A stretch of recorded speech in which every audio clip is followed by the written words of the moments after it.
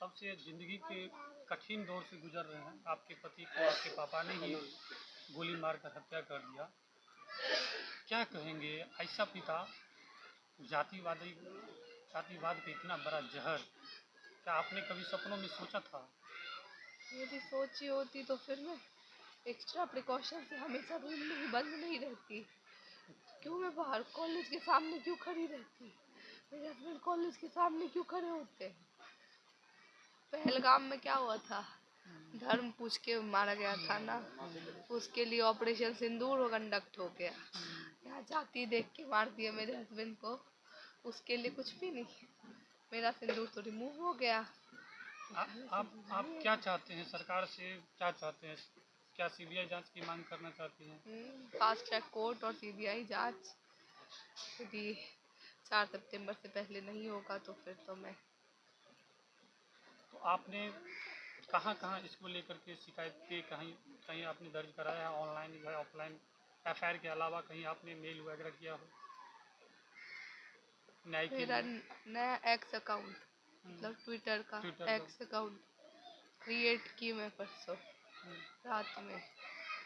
President से लेकर के जितने भी मिनिस्टर्स, जितने भी ऑपोजिशन लीडर, जितने भी अथॉरिटी है, चाहे वो पॉलिटिकल हो या फिर एडमिनिस्ट्रेशन का, सबको टैग करके मैंने पोस्ट करा। पूरा डिटेल के साथ मेरे से लिखा नहीं जा रहा था, मेरे हाथ से लिख करके सब कुछ दी कि ऐसा ऐसा पूरा सिनेरियो है, लेकिन कुछ भी तो एक्शन नहीं लिया गया।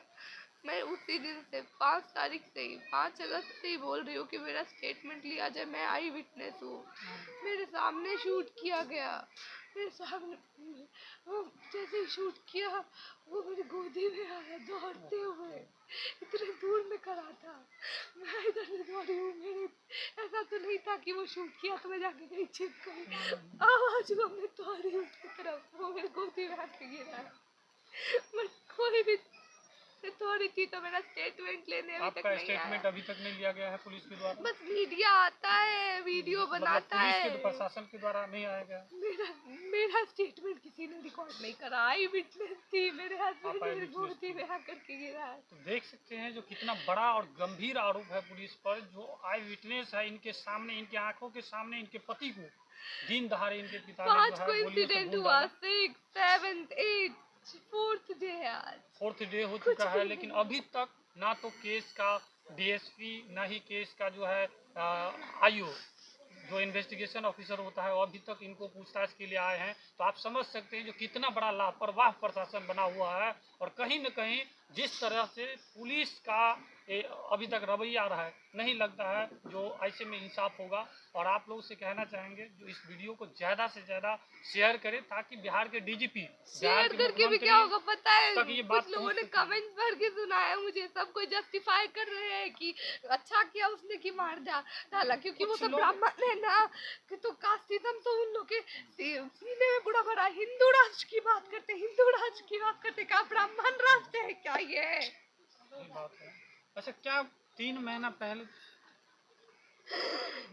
नहीं रोइए, अपने आप को संभालिए, क्योंकि बहुत मुश्किल घड़ी है आपकी ज़िंदगी का। और आपका कहीं ना कहीं पूरा संसार उजड़ गया। जो भी बहुत खुश हो रहा है मेरे हस्बैंड की डेथ पे, मतलब कोई बम से ही नाश हो जाए, कोई नहीं बचेगा उसके घर में। सही बात है। ऐसा बच्चा है। अच्छा, खुद को संभालिए। बस 1-2 सवाल करके फिर हम थोड़ा सा ज़्यादा नहीं पूछा। अच्छा बताइए, 3 महीना पहले 5 मई को आपकी शादी होती है और ठीक 5 अगस्त को जो है गोलियों से भून दिया जाता, मार दिया जाता है। बताइए, इस बीच में शादी के बाद या शादी से पहले आपके साथ आपके मम्मी पापा के द्वारा किसी तरह का टॉर्चर, किसी तरह का प्रताड़ना किया गया? बहुत ज़्यादा ब्रूटल फिजिकल असॉल्ट हो रहा था। तब तो मेरे हस्बैंड ने वहाँ से मुझे रेस्क्यू करा, फिर मैंने 5 तारीख को रेस्क्यू करके लाया था? मैंने मुझे बार मैसेज किया कि जब रेस्क्यू में तुम दे। अच्छा, क्या ऐसा कर रखे थे? वो मुझे वहाँ से किल कर देना चाहते थे, मारना चाहते थे। ये 3 बेल्ट का पूरा बकलक टूट गया था, पूरा चमड़ा टूट गया था उसका, मेरे शरीर ओहो, इतना मारते थे बेरहमी से।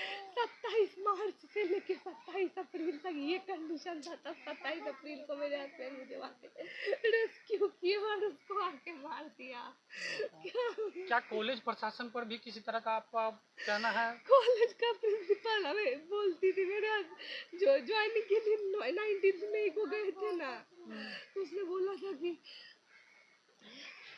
छोटा जाति का है, ऊंचे बिरादरी की लड़की मिल गई है तो खुश तो होगा ही। अच्छा। मेरा ऐसा बेटा रहता था, हम उसको काट करके फेंक ये देते। प्रिंसिपल बोली, तो उसका क्या नाम है थोड़ा? गुड़िया रानी। गुड़िया रानी। हाँ, और कभी भी उससे आप फोन नहीं लेके जा सकते हैं।